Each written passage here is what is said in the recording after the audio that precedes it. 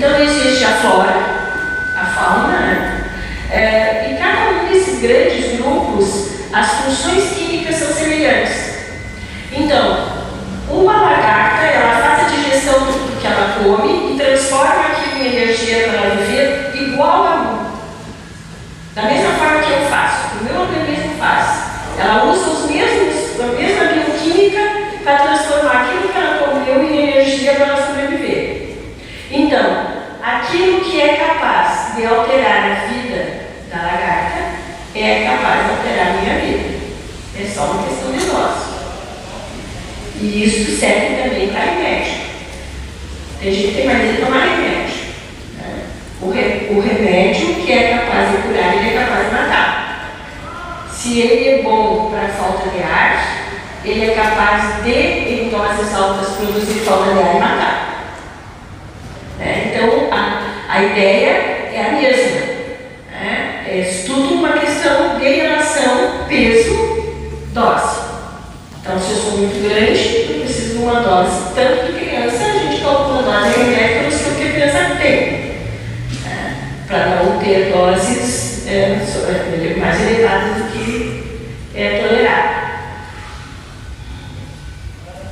Bom, os inseticidas, então, incluem os acaricidas e os nematicidas, que a gente falou adiante, né? Então, quando a gente fala de qualquer inseticida, ele tem dentro dos grupos alguns que são usados na pecuária, outros são usados para os insetos, para a lavoura. Então, dentro desse grupo inseticida estão os tem diferentes produtos químicos que podem, em algum momento, ser usados para parasitas externos, para vermes, para nematóides ou para a lavoura. Então, nós temos ali dentro dos organoclorados, o DDT, o aldrin, o lindane, que nem me conto se vocês já viram, porque está proibido desde os anos 80, né? Por diversas coisas, eles são persistentes. Eles entram no corpo, os seres, os animais vertebrados e os invertebrados também, alguns, não conseguem eliminar do organismo. O nosso corpo não sabe o que fazer com aquilo. Então, o que ele faz? Ele coloca na gordura. Então, quando tu come um gado que foi usado, e se usava, né, o DDT para isso, que foi usado qualquer desse tipo de veneno, todo veneno, 100% está lá na gordurinha e tu come. Então, ele passa para a tua gordurinha.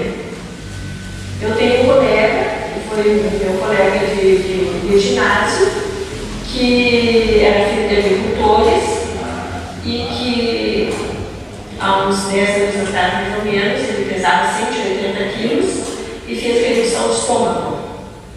Morreu por intoxicação aguda por organoclorado, que estão banidos desde os anos 80. Mas ele acumulou na sua gordura e no momento que ele começou a emagrecer rapidamente, aquilo passou na circulação sanguínea, atingiu o limiar tóxico.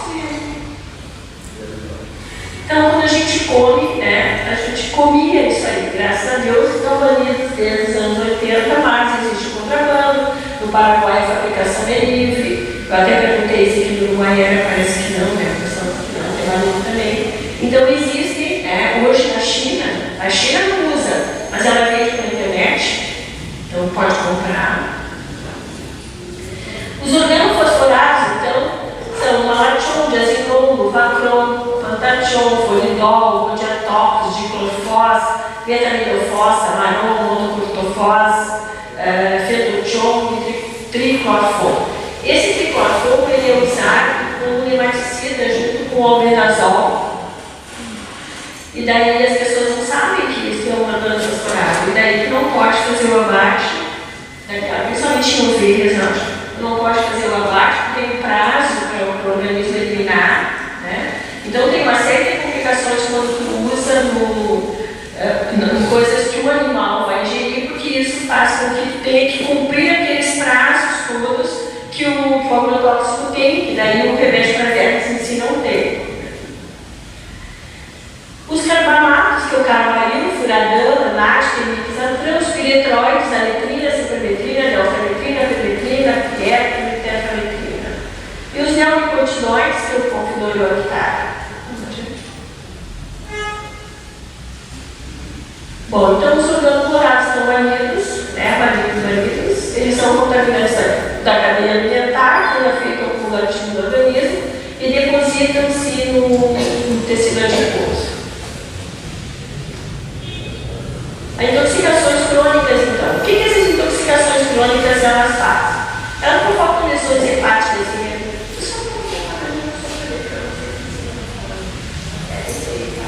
fora de lugar, assim, né? Segue. Organofosforados, então. Seria uma latiúndia, ele já foi citado ali em cima, pode passar adiante.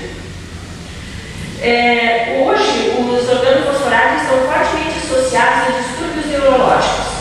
Neurites periféricas, e essas neurites periféricas é que vão dar aqueles formigamentos, perda da sensibilidade nas mãos e nos pés, dificuldade de locomoção, fraqueza nas pernas.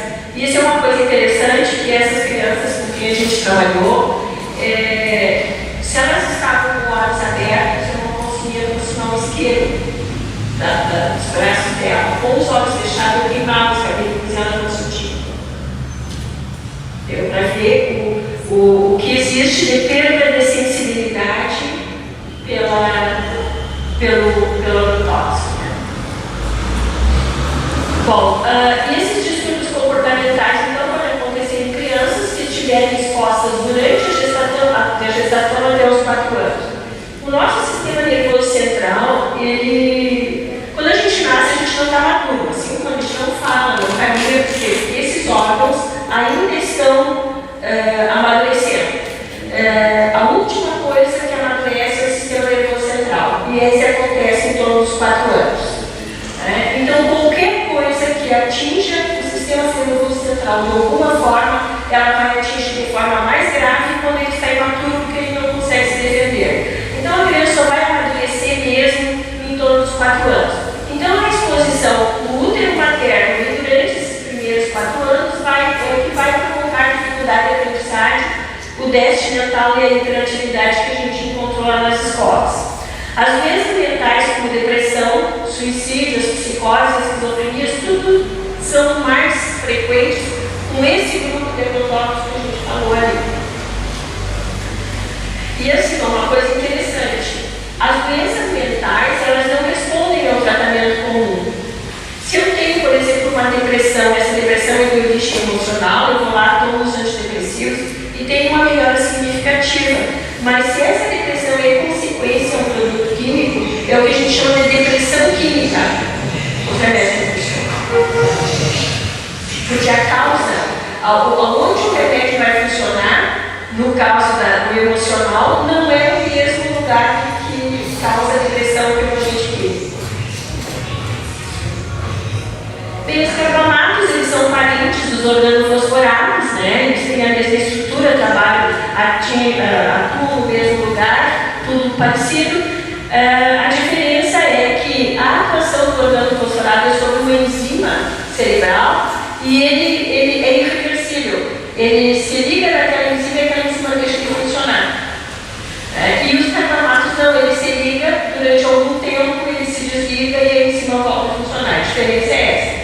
Na prática, a intoxicação aguda pelo carbamato é mais grave, ela mata mais do que pelo organofosforato, mas aqueles que não morreram se recuperam mais rápido e a intoxicação crônica pelo carbamato também é menos evidente que pelo organofosforato. Bom, os piretroides. Eu sempre gosto de fazer uma pergunta sobre isso. Tem muito jovem aqui, né? Mas quem é mais velhinho, pequenininho? Quantas pessoas que tinham alergia vocês conheceram uns 20 anos atrás? Muito pouca, né? Tinha um casinho ou outro de asma alérgica, às vezes um insetinho que picava, tinha uma alergia pelo inseto, lá na primavera tinha uma coceirinha por causa de uma planta, uma coisa assim. Quem vocês conhecem hoje que não tem alergia? O remédio que mais se vende, um dos remédios que mais se vende é os antialérgicos. Piretroides. Aletrina, cibermetrina, deltametrina, permetrina, pireto, tetrametrina. São de uso agropecuário e doméstico. Os repelentes, os antimosquitos, inseticida piretroide. E a causa da alergia está aí. Eles são altamente alergênicos. Altamente alergênicos. Na exposição aguda é hipersensibilidade, hiperexcitabilidade, secreção, obstrução nasal, distúrbios sensoriais, formigamento, endocrescimento e queimação, aqueles da alergia, né, que a gente tem cera, tudo é um formigamento que faz tocar. E na crônica, rinite, sinusite, bronquite, asma e outras alergias. Então a causa é o agrotóxico nosso de todo dia.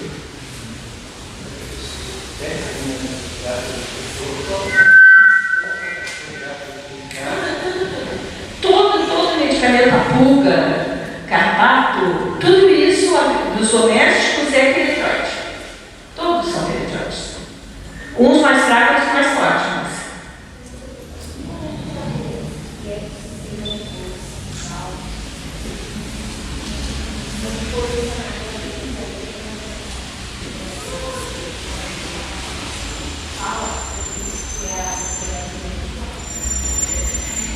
Não existe ainda ligação, não existe trabalhos que demonstrem que isso.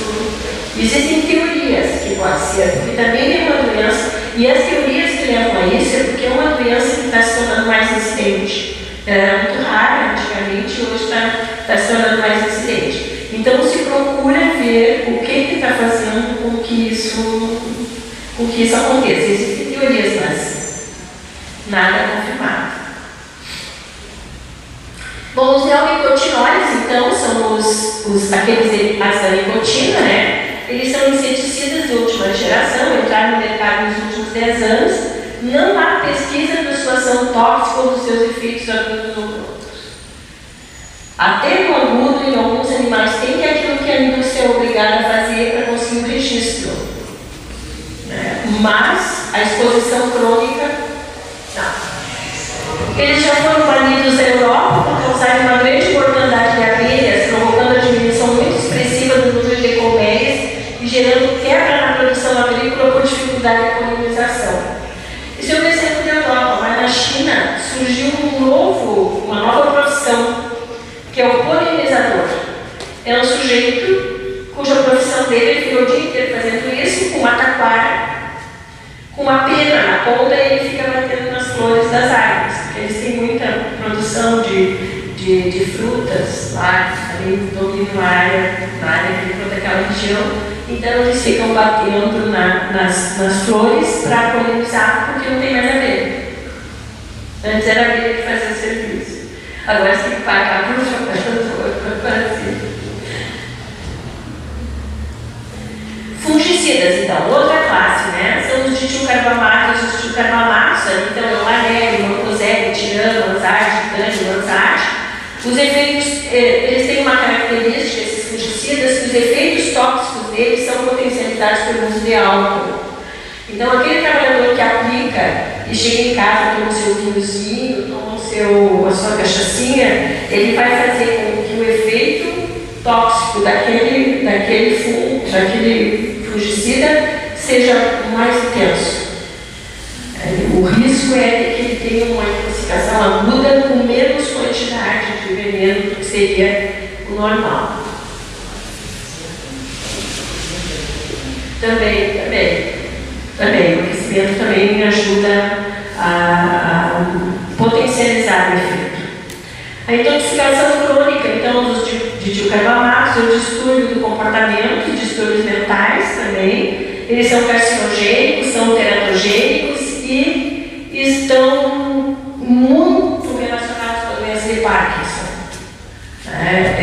Um grande número. Isso epidemiologicamente. O que é epidemiologia? São coisas que a gente não consegue provar como é que funciona, mas que tu fazendo a relação, tu vê que as pessoas que têm uma coisa que é semelhante. Né? Então isso te dá um caráter epidemiológico. Eu posso dizer que essa doença ocorre mais entre determinadas pessoas e que essas pessoas que ocorrem todas usaram determinado produto. Então a doença de Parkinson é isso.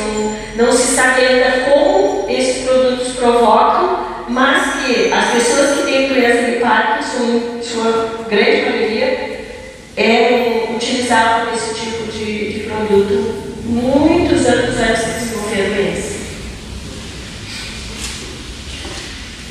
Esse também, isso aí é muito importante, esse tipo de fungicida, ele provoca distúrbios cardíacos imediatos quando associado à bebida. Então, tu aplicou e tomou bebida alcoólica, tu tem o risco de ter um distúrbio cardíaco ali no momento por condução elétrica do coração.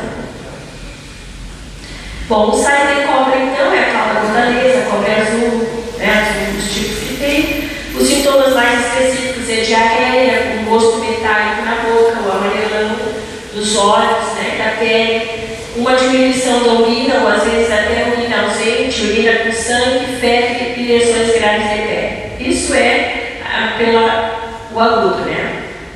Não se sabe qual é o mecanismo de ação, de que forma, ainda não se conseguiu estudar bioquimicamente como é que o cobre age para produzir isso, né?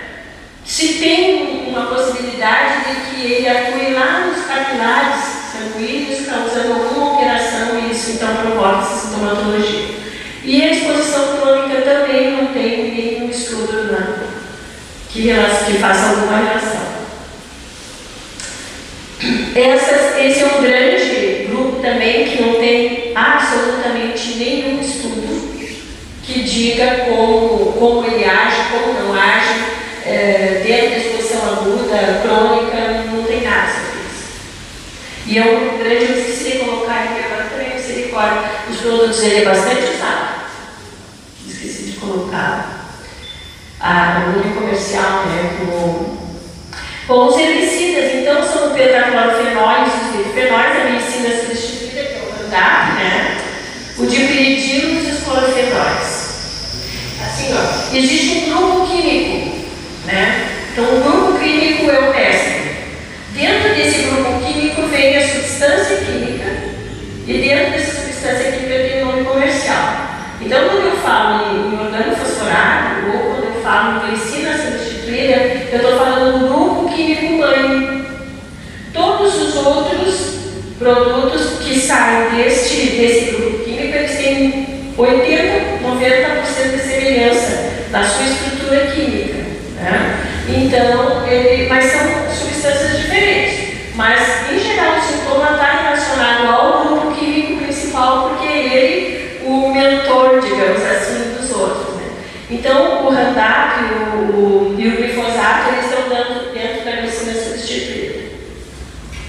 Os pentaclorofenóis e os nitrofenóis, então, o clorofeno, o CDG, o bromofexino, o dinosébio, o DHC, né? E os sintomas específicos desse tipo de intoxicação é a dor, congestão na boca, diarreia com sangue, urina escura, que na verdade é sangue na urina, né? Um falso amarelão, rubor de pele, febre, edema de pulmão e coma. Quem conhece agricultor, tu vai passar por ele, tu sabe se usou isso aqui, porque eles têm a mão amarela. Por isso o falso amarelão, determinadas partes do corpo, ele fica amarelo, e não é porque ele pegou o produto, aquele amarelo veio de dentro para fora. E a exposição crônica, então, é uma febre persistente, a cloroacne, eles são carcinogênicos.